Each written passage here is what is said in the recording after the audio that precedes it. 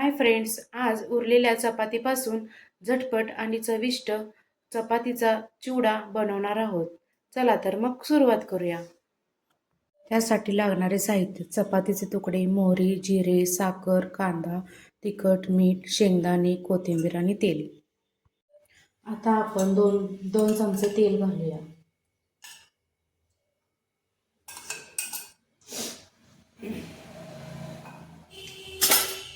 मोहरी, जिरे, शेंगदाणे,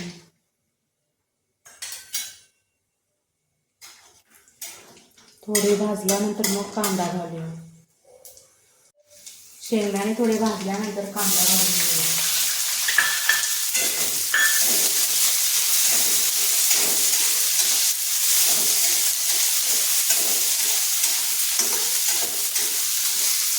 कांदा भाजला आहे, त्यात तिखट आणि मीठ घालून घ्या. त्यानंतर चपातीचे तुकडे केलेले आहेत ते घालू.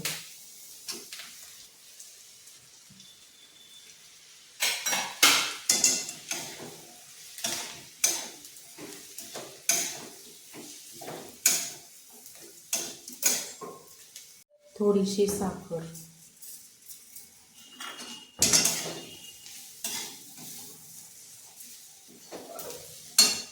आणि कोथिंबीर.